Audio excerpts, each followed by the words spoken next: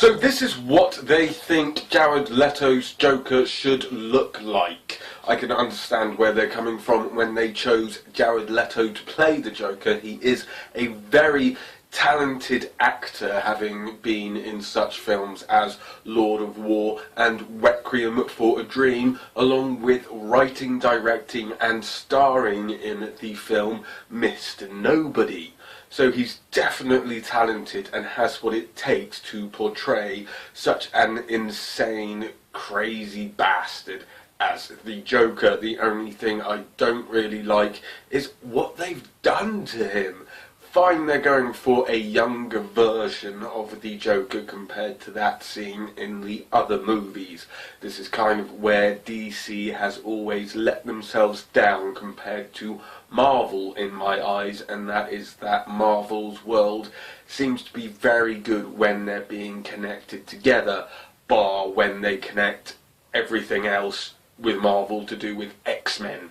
At that point it starts to get a bit weird and confusing for me. But this isn't about Marvel, this is about DC, and DC's heroes and characters have always been segregated into different storylines. It wasn't until they got further along down the line in the 60s and 70s and they started to bring more heroes and villains into it, and they started to cross over and have comic books of their own, that the DC world really started to mesh together.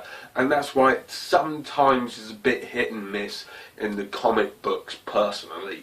So it doesn't really matter about the TV or the movies, because the TV is a different entity to the movies. Batman will only appear in movies, not a small screen, so as we know we're not going to be seeing him in Gotham anyway. And in Arrow we won't be seeing him either, nor will we be seeing Superman, but we will be seeing Supergirl.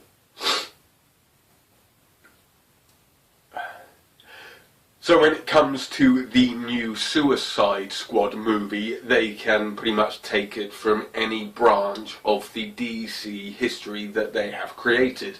And it's quite clear that they have definitely gone for a younger version of the Joker. But he definitely looks exceptionally gay emo.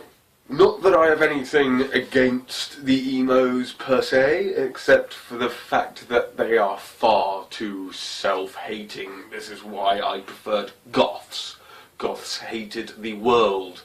Emos hate themselves. Goths were emotionless. Emos are emotional.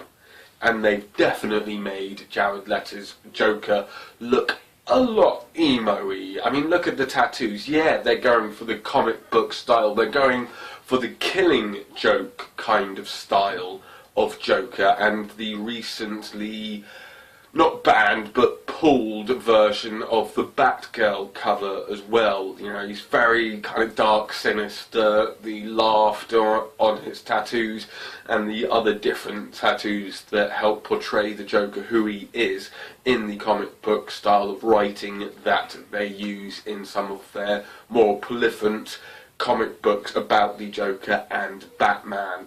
And they've definitely made his face look more makeup, whereas with Heath Ledger's Joker they went for a very gritty, kind of realistic, psychological Joker with the scars up his cheeks and the quickly brushed on makeup and bits like this. You can tell this Joker takes a little bit more pride in his appearance, which none of them really did. Maybe the ones from the very early Batman series starring Adam West.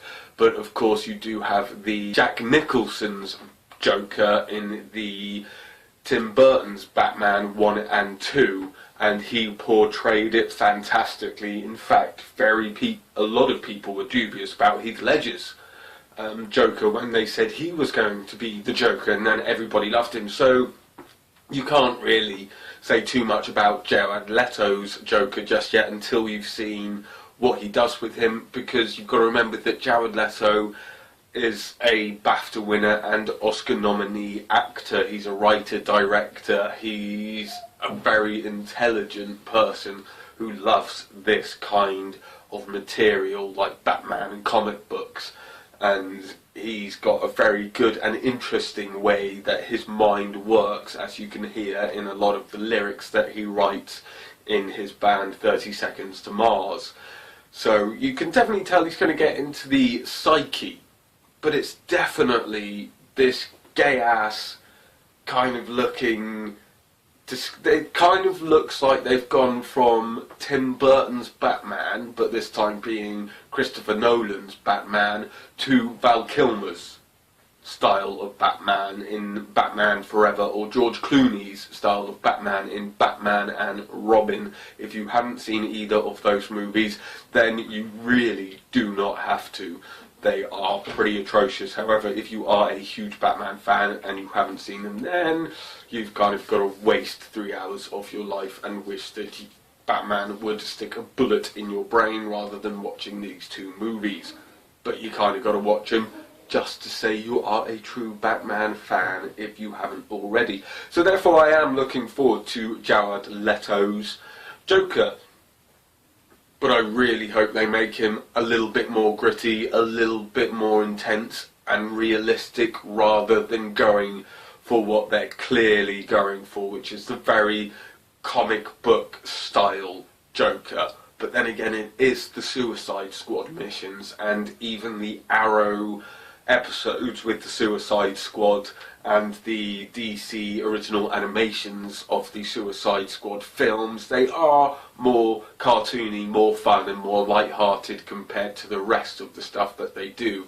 So this film might be along that lines, especially after Superman and Batman Dawn of Justice, and you're going to have the Wonder Woman film, you've got the Cyborg film, you've got the Aquaman film coming out, and then you've got the Justice League movie coming out, so you know that they're going to be all dark and gritty like you'd expect. So the Justice Squad is probably going to be the more lighter-hearted one of the films coming out, up until I think they've released the titles up till 2020, and there's loads of films coming out in the DC comic book arena, along with the Supergirl series as well, which is still going to be part of the Flash and the Arrow series.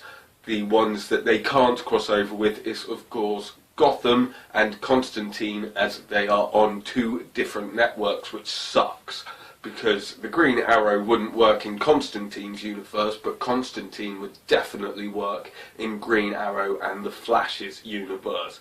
Obviously they couldn't really do a cross between Gotham, but they could have the Green Arrow's dad, so Oliver Queen's dad, in Gotham, because obviously it's set before the Arrow and everything else really started to happen. And I love what Gotham is doing with the Joker at the moment. We're only on, episode 19 of season 1, and they've already had about 3 or 4 red herrings to who could be the Joker, as they have said they will have him in there, but you do have to do detective work to find out which one he is.